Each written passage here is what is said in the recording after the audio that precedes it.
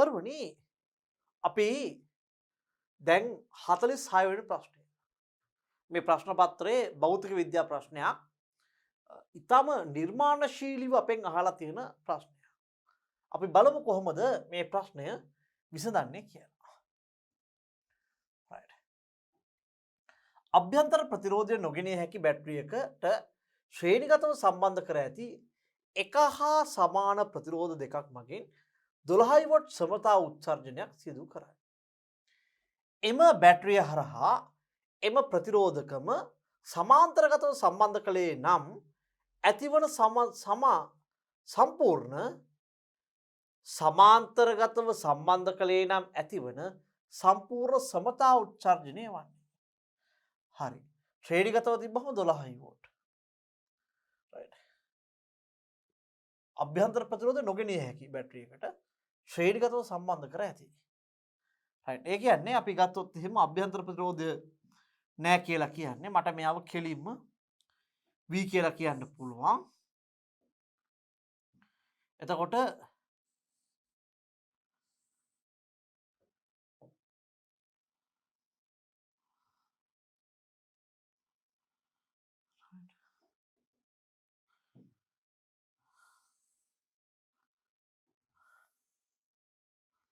මෙන්න මෙහෙම ප්‍රතිරෝධ දෙක දරුවනි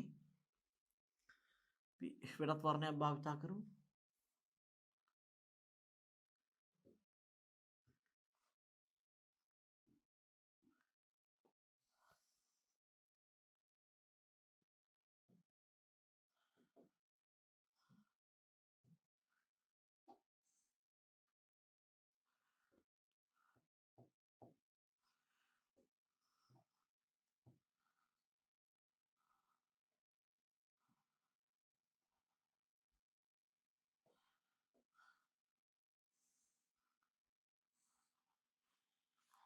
මෙන්න මේ වගේ ප්‍රතිරෝධ දෙකක් තියෙනවා. මේක R මේක R. එතකොට මට මෙන්න මෙයාගේ ක්ෂමතාව ලියන්න පුළුවන්. P සමානයි V වර්ගයට කොච්චරක් කියලාද? 2R කියලා. P සමානයි V වර්ගයට 2R කියලා මට මෙයාගේ ක්ෂමතාව ලියන්න පුළුවන්. නේද? right. මොකද මෙයාගේ ප්‍රතිරෝධය 2R නේද? එහෙනම් මෙයාගේ මුළු ක්ෂමතාව වෙන්නේ P සමානයි V වර්ගයට 2R. මොකද මේ දෙනගේ සමග ප්‍රතිරෝධය තමයි 2R වෙන්නේ. එතකොට මට කියනවා මෙන්න මේ ශ්‍රේණිගත අවස්ථාවේ ක්ෂමතාව වොට් 12යිලු. ශ්‍රේණිගත අවස්ථාවේ ක්ෂමතාව 12 වොට්ලු. V වර්ගය බෙදීම 2R. දැන් මේ ශ්‍රේණිගත අවස්ථාව. දැන් මම මේ දෙන සමාන්තරගත කරනවා.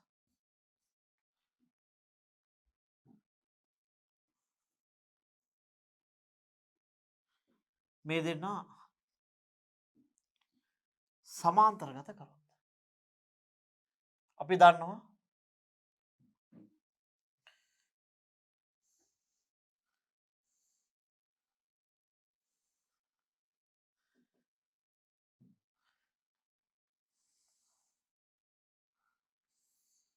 හරි.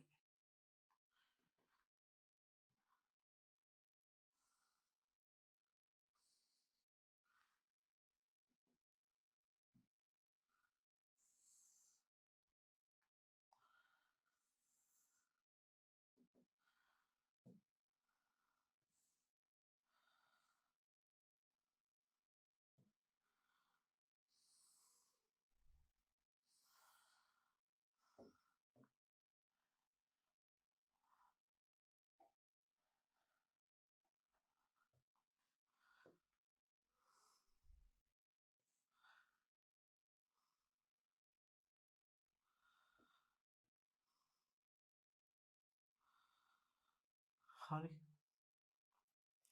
මොකද මේක R මේක R මේක V. පැහැදිලිද? එතකොට මෙන්න මෙයාගේ ක්ෂමතාව වෙන්නේ මම මේ ක්ෂමතාව ගන්න ඉස්සලා මේ දෙනගේ සමග ප්‍රතිරෝධය ගන්නවා. මෙයාගේ සමග ප්‍රතිරෝධය වෙන්නේ දරුවනේ මොකද වෙන්නේ? R බෙදීම දෙකක් තමයි සමග ප්‍රතිරෝධය වෙන්නේ. පැහැදිලිද? සමග ප්‍රතිරෝධය වෙන්නේ R බෙදීම දෙකක්. කොහොමද ඒක ආවේ? මං ගත්තොත් එහෙම රයිට්. මම මේ ගාන හදලා මේ ආවිදිය කියන්නම්. මේ දෙනගේ සමග ප්‍රතිරෝධය R බෙදීම දෙකයි. R සමගය. රයිට්. එතකොට අපි ගත්තොත් එහෙම මට P ඩෑෂ් කියලා ගත්තොත් P ඩෑෂ් සමානයි V වර්ගයට R කියන්නේ R බෙදීම දෙකයි. නේද? R බෙදීම දෙකයි. එතකොට මං ගත්තොත් එහෙම මෙන්න මෙතනින් මට හරි අපි මෙහෙම කරමු. මෙන්න මේ සමීකරණය අපි ගමු. මෙන්න මේ සමීකරණය අපි ගමු පළවෙනි සමීකරණය කියලා. ඒ වගේම මෙන්න මේ සමීකරණය ගමු දෙවෙනි සමීකරණය කියලා. මේක අපි ගමු පළවෙනි සමීකරණය කියලා. අපි මේක ගමු දෙවෙනි සමීකරණය කියලා.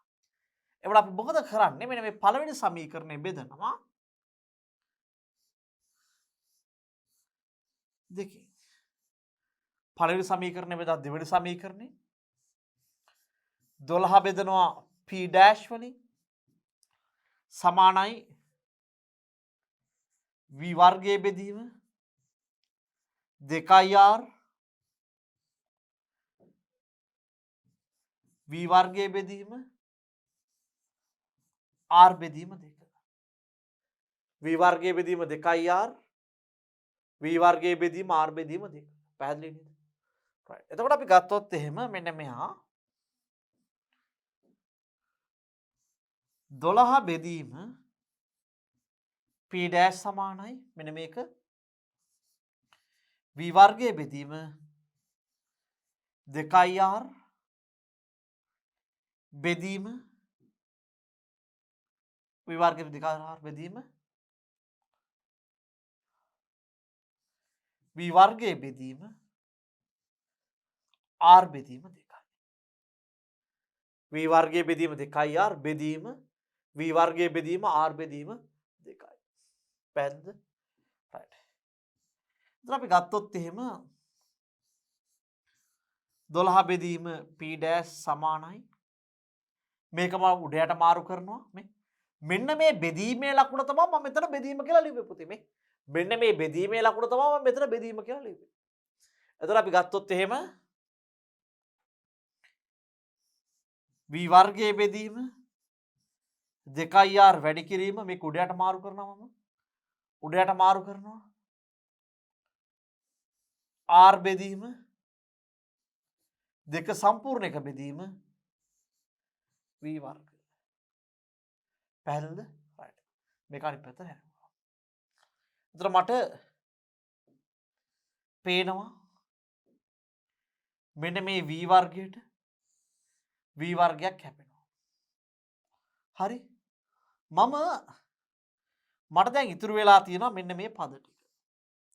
බලන්න හොඳට මේ සුළු කිරීම 12 බෙදීම P ඩෑෂ් සමානයි 12 බෙදීම P ඩෑෂ් සමානයි R බෙදීම 2 බෙදීම 2R. හරි. මම මොකද කරන්නේ? මෙන්න මේකෙන්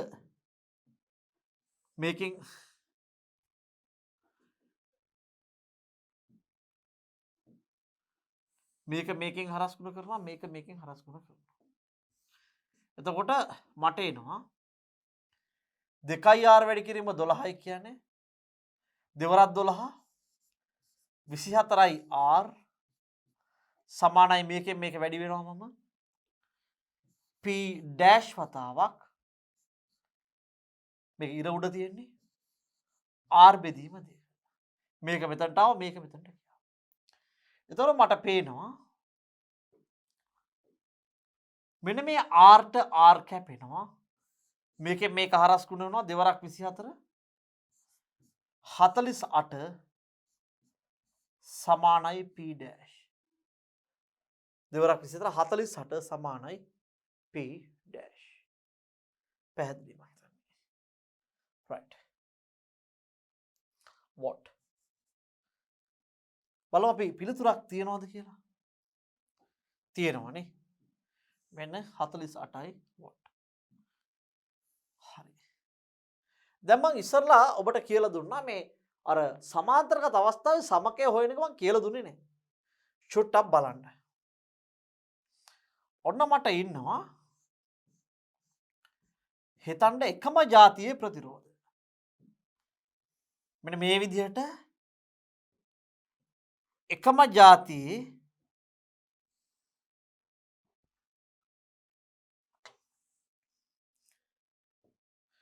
ප්‍රතිරෝධ ඉන්නවා. එකම જાතියේ ප්‍රතිරෝධ ඉන්නවා.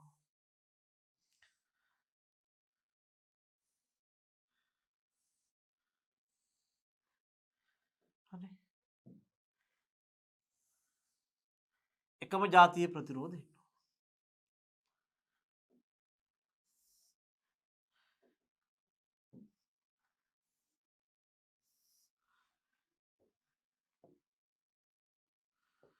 එතකොට මම ගත්තොත් එහෙම R R R මට මේ එකම જાතිය තුන් දෙනෙක් නෙන්නේ.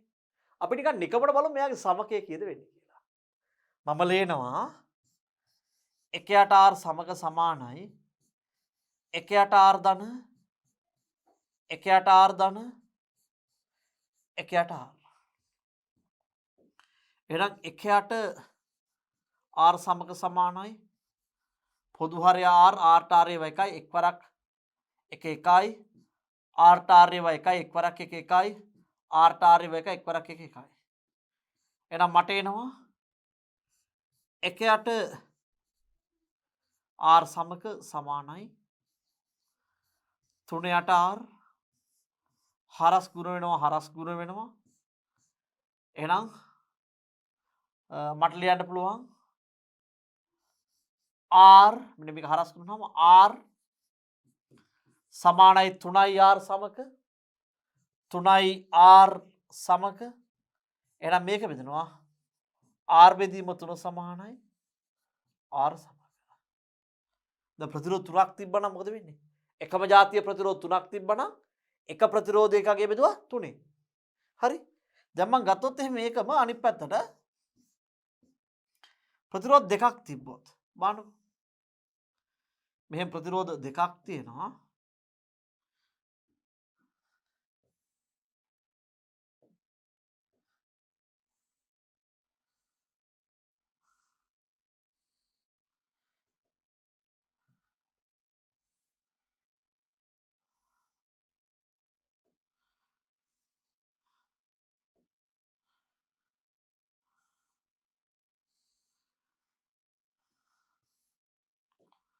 මේක R එතකොට මේකේ සමකය වෙන්නේ 1ට R සමක සමානයි 1ට R ධන 1ට R සමාන්තරක වෙලාවට. එතකොට මට එනවා 1ට R සමක සමානයි පොදු හරය R R ට R ඒවා එකයි එක්වරක් 1 1යි ධන R ට R ඒවා එකයි එක්වරක් 1 1යි. එහෙනම් අපිට ලියන්න පුළුවන් 1ට R සමක සමානයි 2 බෙදීම R හරස් කරුණා එහෙනම් මට එනවා R සමානයි 2යි R සමක R බෙදීම 2 සමානයි R සමක. එහෙනම් මොකද උනේ මේ ප්‍රතිරෝධ දෙකයි තිබ්බේ. මේ එකම જાතිය ප්‍රතිරෝධ දෙකයි. එක ප්‍රතිරෝධයකගේ ප්‍රතිරෝධ ගාණෙන් බෙදුවා. පැහැදිලිද? හරි. එහෙනම් අපි චූටි වැඩක් කරමු බලන්න. දැන් අපි හිතමු මෙන්න මෙහෙම. මේ 10යි ඕම් නා එකම අගයක් ගන්න 5 දෙනෙක් ඉන්නවා කියලා. 1යි 3යි 4යි 5යි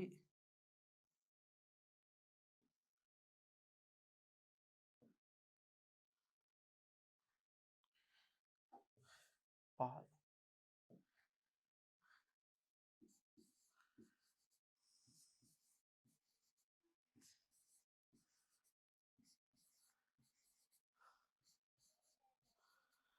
Right.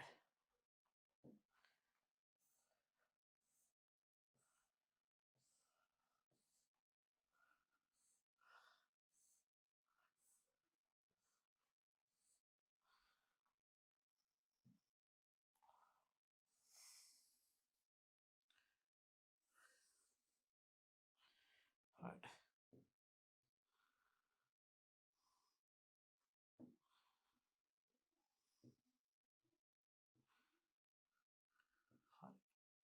දැන් මේකේ සමකය අපි ගත්තොත් එහෙම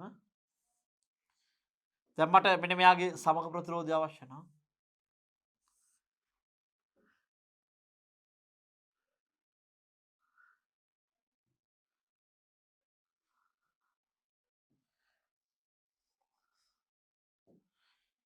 එකයට R සමක සමානයි එකයට 10 ධන එකයට 10 ධන එකයට 10 ධන එකයට 10 ධන එකයට 10 නේ අපි සාමාන්‍ය විදිහට දුවොත් එහෙම එහෙනම් එකයට R සමක සමාන වෙනවා පොදු හරය 10යි 10ට 10 එකයි එක්වරක් 1 එකයි 10ට 10 එකයි එක්වරක් 1 එකයි 10ට 10 එකයි එක්වරක් 1 එකයි 10ට 10 එකයි එක්වරක් 1 එකයි 10ට 10 එකයි එක්වරක් 1 එකයි එහෙනම් අපි ලිව්වොත් එහෙම එකයට R සමක සමානයි 1 2 3 4 5යි 5 බෙදීම 10 ඒ කියන්නේ කීයද වෙන්නේ දෙකෙන්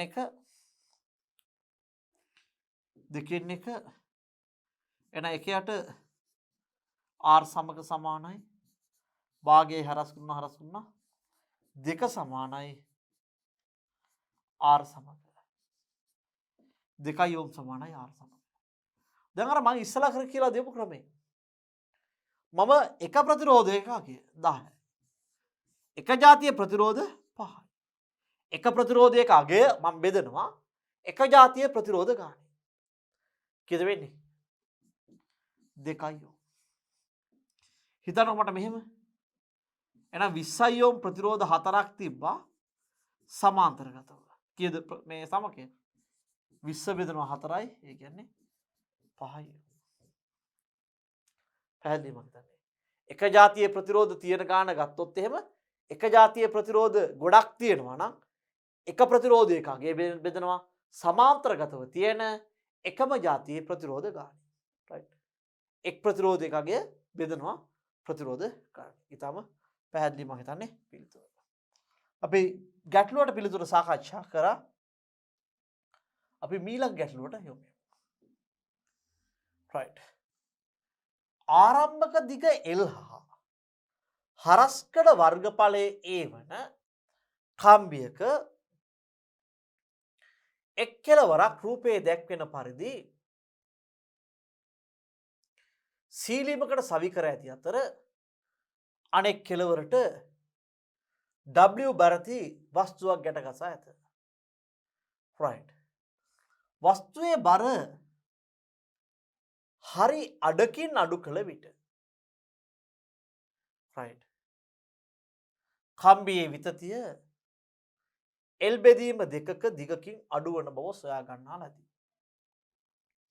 කම්බිය තනා ඇති ද්‍රව්‍යයේ යම් මාපාංකය right. දැන් මෙතන ආරම්භයේ දිග L හරස්කඩ වර්ගඵලයේ හරි අපි දන්නවා මේ ප්‍රත්‍යස්ථාවේ සමීකරණයක් තියෙනවා මෙන්න මෙහෙම ගත්තොත් එහෙම මෙන්න මේක කම්බිය නම් අපි හිතුවොත් මෙන්න මේ ස්ථානයේ හරස්කඩ වර්ගඵලය කැපිටල් A කියලා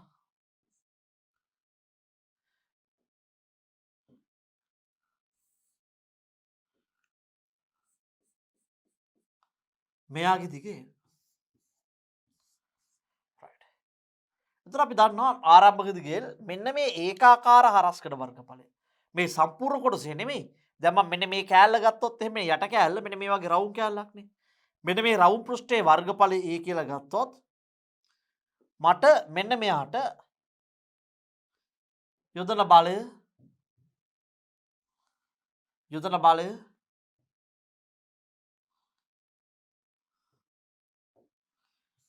F නම් ලියන්න පුළුවන් F බෙදීම A සමානයි y වතාවක් E බෙදීම A. එතකොට මෙන්න මේ F කියලා කියන්නේ මේ කම්බියට යොදන බලය. මේක මට ආතතියක් විදිහටත් සම්පීඩනයක් විදිහටත් යොදන්න පුළුවන්. පැහැදිලිද? ඒ කියන්නේ මේ බලය මට මේ පැත්තට යොදන්නත් පුළුවන් අනිත් පැත්තට යොදන්නත් පුළුවන්. කම්බිය හැකිලෙන්නේ නැත්තම් ඈ. හරි ඒ කියන්නේ අපි දැන් ගත්තොත් එහෙම කොන්ක්‍රීට් එකක් අරගෙන කොන්ක්‍රීට් එකක් උඩට මට මෙහෙම බලයක් යොදන්නත් පුළුවන්. දැන් මේ වහලේ කම්බියක් එල්ලලා මෙහෙම යොදන්නත් පුළුවන්. එතකොට කම්බියක් වහලෙන් ඉඳලා මෙහෙම අදිද්දී මේ කම්බියේ දිගට මොකද වෙන්නේ? මෙන්න මෙහෙම කම්බියක් එල්ලලා මෙහෙම අදිද්දී කම්බියේ දිග මොකද වෙන්නේ පුතේ? රයිට්. කම්බියේ දිග වැඩි වෙනවා. රයිට්. කම්බියේ වැඩි වෙන දිග ප්‍රමාණය අපි කියනවා මොකක් කියලාද? E කියලා. කම්බියේ දිග වැඩි වෙන ප්‍රමාණය E කියලා. දැන් මේක මම මේ පැත්තට යදුවොත් දිග වැඩි වෙනවා.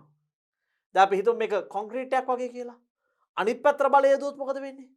දිග අඩු වෙනවා. දිගෙහි වෙනස. එතකොට මට ලියන්න පුළුවන් මෙන්න මේක F බෙදීම A සමානයි y වතාවක් E බෙදීම A.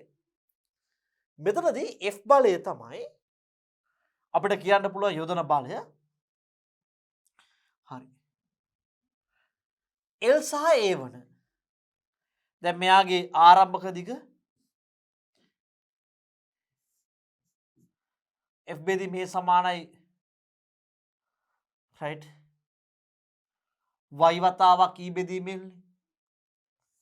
මුල් දිගේ හරස්කඩ වර්ගඵලය E. එතකොට මෙන්න මෙයාට කෙලවර W බරක් ගැහැර ගහලා තියෙනවා.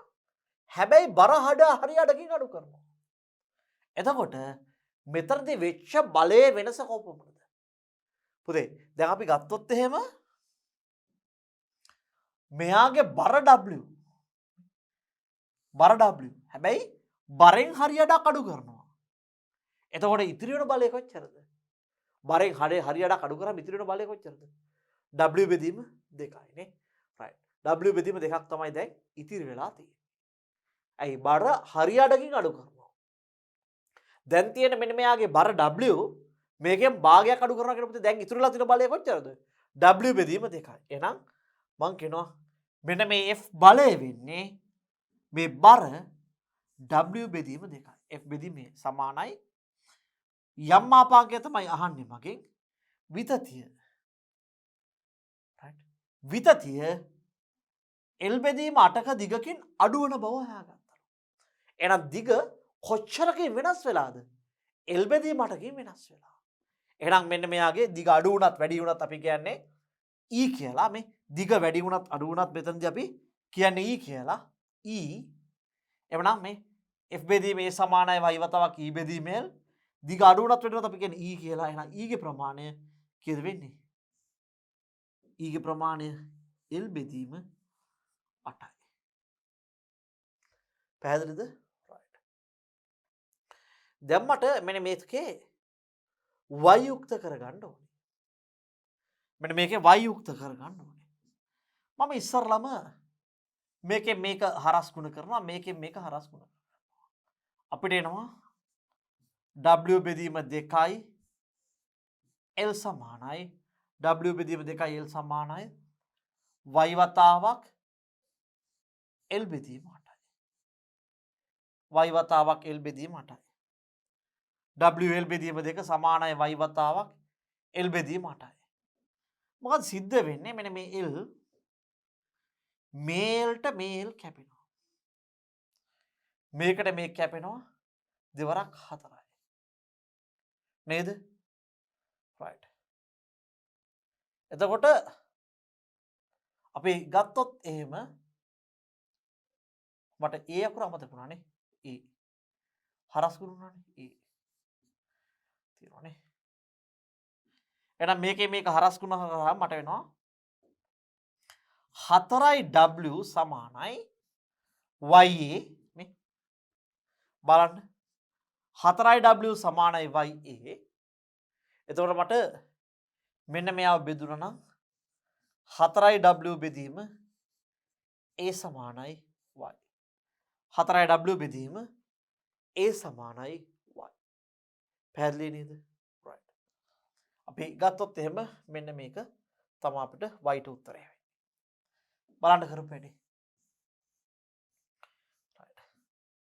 4යි w බෙදීම a නේ. 4යි w බෙදීම a මෙන්න මේක පිළිතුර වෙනවා. මෙන්න මේ පිළිතුර. හරි. right. ඊළඟ ප්‍රශ්නයට යමු. අපි දැන් මෙන්න මේ ප්‍රශ්නයේදී සන්නායක වර්ග තුනක විද්‍යුත් ප්‍රතිරෝධකතාව උෂ්ණත්වය සමග විචලනය වන ආකාරය පහත ආකාරවල දැක්වේ. right. ABC ප්‍රස්ථාර තුනෙන් දැක්වෙනවලු. එතකොට අපිට කියනවා ABC යන ප්‍රස්ථාරවලට අදාළ සන්නායක පිළිවෙල.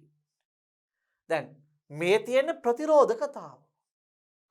දැන් පළවෙනියටම අපිට ඊටම පහසුවෙන් හඳුනා ගන්න පුළුවන් දෙයක් තියෙනවා. එක්තරා උෂ්ණත්වයකට වඩා අඩු වෙච්ච ගමන් සන්නායකතාව අතිශය වැඩි වෙනවා. මේ සන්නායකතාව වැඩි වෙනවා කියන්නේ ප්‍රතිරෝධය අඩු වෙනවා. මේ බලන්න.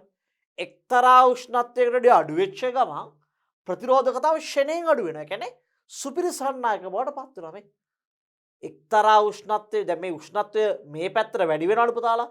මේ පැත්තට අඩු වෙනවා. මේ එහෙනම් අපි කූල් කරගෙන එද්දි එක උෂ්ණත්වයකදී මොකද වෙන්නේ? මෙන්න මෙයාගේ ප්‍රතිරෝධය ශුන්‍ය වෙනවා. එහෙනම් මෙයා කවුද? සුපිරි සන්නායකයා. පුතේ අපි ගත්තොත් එහෙම මේ ලෝහමය සන්නායකයක ලෝහමය සන්නායකයක් ගත්තොත් උෂ්ණත්වය වැඩි කරන්න ප්‍රතිරෝධය මොකද වෙන්නේ? අපි සාමාන්‍ය ලෝහ සන්නායකයක් ගත්තොත් උෂ්ණත්වය වැඩි වෙන්න මොකද වෙන්නේ? ප්‍රතිරෝධය වැඩි වෙනවානේ. එවනම් මේ තියෙන්නේ කවුද? ඔව් මේ තියෙන්නේ ලෝහ සන්නායක. ලෝහ සන්නායකයා. උතර ඒ ප්‍රස්ථාරය. අපි දන්නවා අර්ධ සන්නායකවල උෂ්ණත්වය වැඩි කරද්දී අර්ධ සන්නායකවල උෂ්ණත්වය වැඩි කරද්දී පුතේ මොකද වෙන්නේ? අපි දන්නවා කුහර සහ ඉලෙක්ට්‍රෝන මේ වගේ චාලක ශක්තිය වැඩි වෙලා මෙයාලා හොඳ සන්නායක බවට පත් වෙන්න උත්සාහ කරනවා. එතකොට අර්ධ සන්නායකවල උෂ්ණත්වය වැඩි කරද්දී ප්‍රතිරෝධකතාව ක්‍රමානුකූලව අඩු වෙනවා. මේ අර්ධ සන්නායකවල උෂ්ණත්වය වැඩි කරන්න ප්‍රතිරෝධකතාව අඩු වෙගෙන එනවා.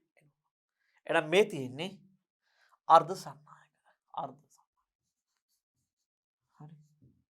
එමනම් අර්ධ සන්නායක සුපිරි සන්නායක ලෝහ සන්නායක. උත්තරේ කීයද? අර්ධ සන්නායක සුපිරි සන්නායක ලෝහ සන්නායක. උත්තරේ 4.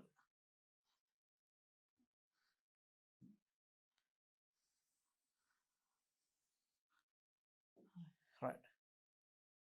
සැහැල්ලු තන්තුවකට ගැටගසන ලද ස්කන්ධයක් සුමට තිරස්මේතයක් මත වූ අචල ලක්ෂයක් වටා ඒකාකාර වෘත්තාකාර චලිතයක පවතී. තන්තුව ෂණිකව කැඩී ගියොත් ස්කන්ධය ගමන් කරන්නේ. පුතේ අපි ගත්තොත් එහෙම හොඳට තේරුම් ගන්න දෙයක් තියෙනවා. right? අපි හොඳට තේරුම් ගත යුතු දේ තමයි මෙන්න මෙහෙම. දැන් අපි හිතමු මෙන්න මේ පතය දැන් මේසේ තියෙන මේ පතය මම කඩිරි පතයක් හඳින්නම් මෙන්න මේ ආකාරයට. මේ කඩිරි පතේ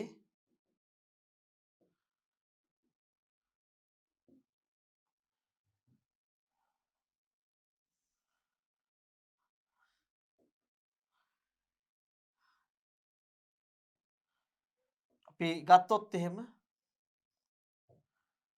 මේ වගේ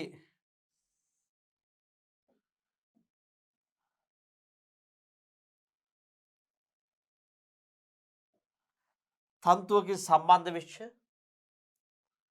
තන්තුවකින් සම්බන්ධ වෙච්ච වස්තුවක් තියෙනවා. දැන් පුතා මෙතන ගත්තොත් එහෙම මෙන්න මේ වස්තුවේ තියෙනවා කේන්ද්‍ර අභිසාරීය බලයක් සහ කේන්ද්‍ර අපසාරීය බලයක් කියලා දෙකක්. එකක් තමයි මේ තන්තුව විසින් මෙන්න මේ තන්තුව විසින් මේ වස්තුව කේන්ද්‍රය දෙසට අදිනවා. ඒ වගේම වස්තුව කේන්ද්‍රයෙන් පිටතට යන්න උත්සාහ කරනවා. මේක කේන්ද්‍ර අභිසාරී බලය, මේක කේන්ද්‍ර අපසාරී බලය.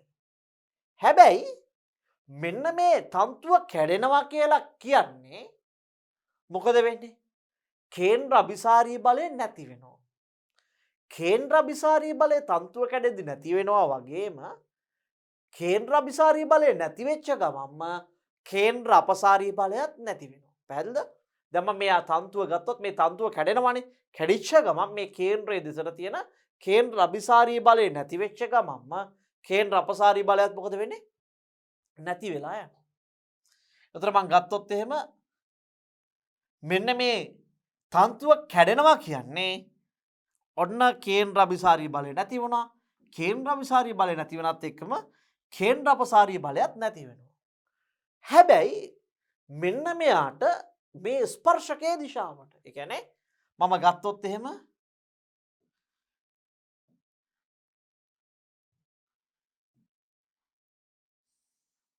මෙන්න තන්තුව තියෙනවා. මේ තන්තුවේ ඉඳලා මෙන්න මේ ස්පර්ශකයේ දිශාවට. හරි. මෙන්න මේ ස්පර්ශකයේ දිශාවට ප්‍රවේගයක් තියෙනවා. ස්පර්ශීය ප්‍රවේගයක් තියෙනවා. එතකොට දැන් මේ කේන්ද්‍ර අභිසාරී බලයක් නැහැ, අපසාරී බලයක් නැහැ. දැන් මේක මෙහෙම කැරක් කැරකේ තිබ්බනම් එහෙම මේ ස්පර්ශකයේ උස්සේ ස්පර්ශීය ප්‍රවේගය තියෙනවා. එතකොට මෙන්න මේ වස්තුව මොකද වෙන්නේ? විසි වෙන්නේ මෙන්න මේ පාර දිගේ. ස්පර්ශීය ප්‍රවේගය තියෙන පාර දිගේ. කියන්නේ මෙන්න මේ පතයට, වෘත්තාකාර පතයට, මෙන්න මේ තියෙන වෘත්තාකාර පතයට ස්පර්ශකයක් වන ආකාරයට තමයි මෙන්න මෙයා චලනය වීම සිද්ධ වෙන්නේ දරුවෝ. පැහැදිලි මං හිතන්නේ කියන එක. රයිට්. එහෙනම් හොඳට මතක තියාගන්න කේන්ද්‍ර අභිසාරී බලය නැති වෙච්ච එක අපසාරී බලය නැති වෙලා යනවා. මේ දෙන්න අන්‍යෝන්‍ය වශයෙන් බද්ධ වෙච්ච බල දෙක. එතකොට මං ගත්තොත් එහෙම වෘත්තයට රයිට්. බලන්න මේ උත්තර ටික. පළවෙනි උත්තර කේන්ද්‍රයෙන් ඉවතට. නෑ ඒක වෙන්නේ නෑ. කේන්ද්‍රයේ දෙසට. කේන්ද්‍ර අභිසාරී බලය පැත්තටත් නෙමෙයි. වෘත්ත ස්පර්ශය කරන සරල රේඛාවක් ඔස්සේ. පැහැදිලිවම. ඔව්. වෘත්තයේ නිවතර වක්‍රාකාර පතයක නෑ. වක්‍රාකාර පතයකට යන්නේ නෑ. යන්නේ ස්පර්ශකය ඔස්සේ. දිගටම වෘත්තාකාර පතය. දැන් ගිනි බෝලයක් කරකද්දී මේ නූල කැඩුනොත් යන විදිය පොඩ්ඩක් බලන්න. එහෙම නැත්නම් ෆෑන් එකක් කරගෙනවනේ. ෆෑන් එකක් කරගෙද්දී බර නැති කොළ ගුලියක් ෆෑන් එකට ගහලා බලන්න. හරියටම ඔය ස්පර්ශකය ඔස්සේ යන්නේ. හරි. ඔබට ඒක හොඳට නිරීක්ෂණය කරන්න පුළුවන් ෆෑන් එකක් කරගෙද්දී මෙහෙම කොළ ගුලියකින් ගහලා බලන්න. ලස්සනට එක පතයක් ඔස්සේ ගමන් කරන්න. හැබැයි බර මේ වස්තුවක් එහෙම ගහන්න එපා.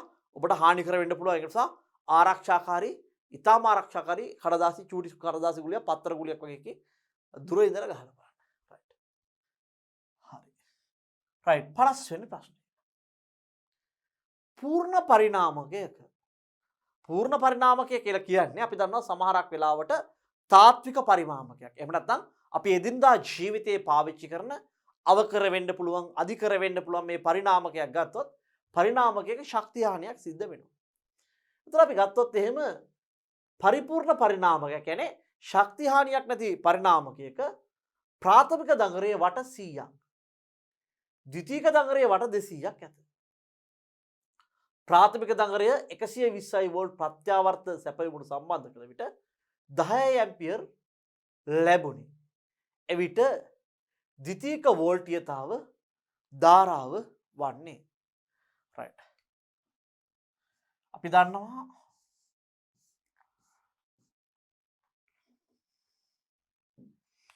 ට්‍රාන්ස්ෆෝමර් එකක් ගත්තොත්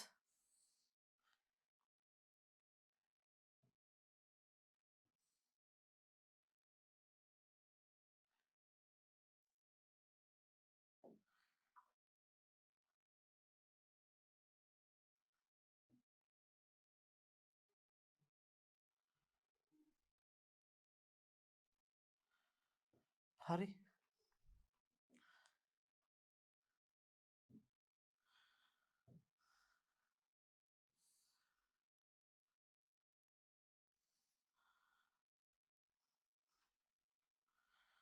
මෙතන අපි කියනවා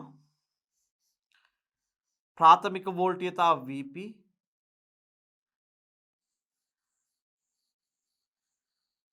ප්‍රාථමික වෝල්ටීයතාව Vp මෙතනින් ගලන ධාරාව Ip ඒ වගේ මේකේ ප්‍රොටෝවල් ගාන Np Vp මේක Ip මේක Np අපි ගත්තොත් එහෙම මෙන්න මෙයාගේ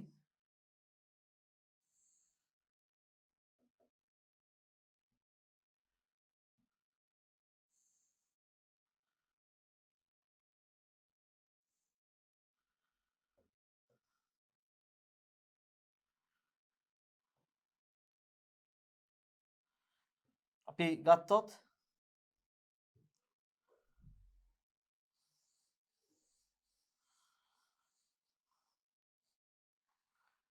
මේක NP නම් මේක NS මේක NP නම් මේක NS මේක ප්‍රාථමික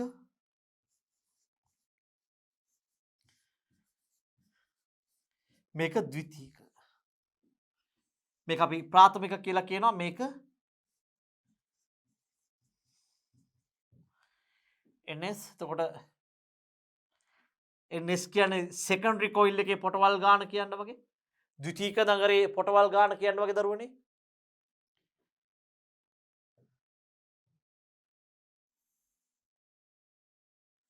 එතකොට මේ දෙකලවරේ විභවාන්තරය මම VS කියනවා මෙතනින් ගලන ධාරාව IS කියලා කියනවා පැහැදිලි අපිට ලියන්න පුළුවන් මේකේ VP බෙදීම VS සමානයි NP බෙදීම NS ඒ වගේම IP බෙදීම IS සමානයි NS බෙදීම NP කියලා මේ VP බෙදීම VS සමාන NP බෙදීම NS හැබැයි මේක I වෙද්දී උඩයට මාරු වෙලා මේක උඩයට මාරු වෙලා IP බෙදීම IS සමානයි NS බෙදීම NP එතකොට අපි ගත්තොත් එහෙම මෙන්න මෙයාගේ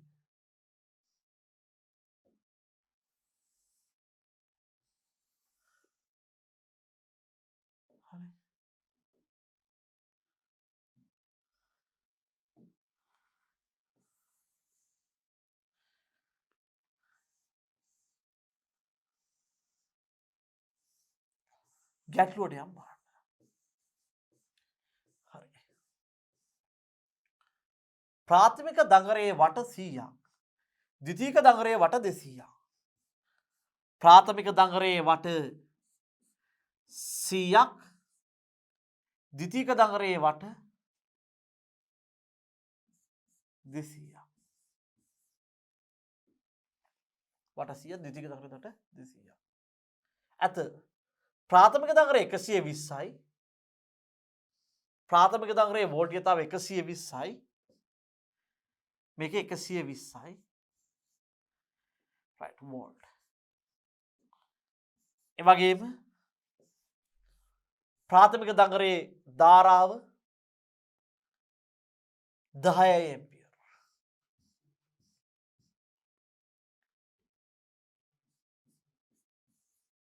මේක 10යි ඇම්පියර් එතන VP බෙදීම VS VP කියන්නේ 120යි 120යි VS දන්නේ නැහැ NP කියන්නේ 100යි NS කියන්නේ 200යි NP කියන්නේ 100යි NS කියන්නේ 200යි NP 100 NS 200 සෙකන්ඩරි එක 200යි. එතකොට මට මෙන්න මෙයා සුළු වෙනවා මේ ආකාරයට බිඳුවට බිඳුව බිඳුවට බිඳුව මේකෙන් මේක හරස් ගුණ වෙනවා මම මේකෙන් හරස් ගුණ කරනවා දෙවරක් 120 240යි වෝල්ට් සමානයි BS දෙවරක් 120 කියන්නේ 240 සමානයි VS ඒ වගේම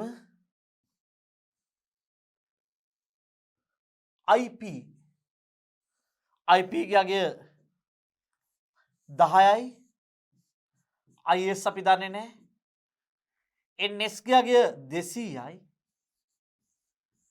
NP ගියගේ 100යි කොයි පොටවා මේකට මේක කැපෙනවා මේකට මේක කැපෙනවා රයිට් එතකොට මට එනවා මේකෙන් මේක හරස් ගුණ කරොත් 10 සමානයි දෙකක් IS 5යි ඇම්පියර් සමානයි IS 5යි ඇම්පියර් සමානයි IS 240යි 5යි ඇම්පියර් 240යි 5යි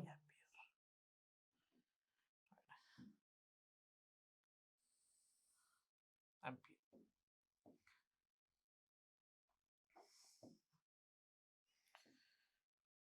right පිළිතුර වෙන්නේ දෙවෙනි පිළිතුර.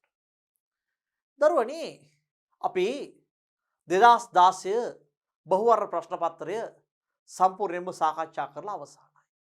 අපි විභාග රචනා හා රචනා ප්‍රශ්න පත්‍රය හා සම්බන්ධයෙන් සාකච්ඡා කිරීම සඳහා මීළඟ වීඩියෝ වෙත යොමු වෙමු.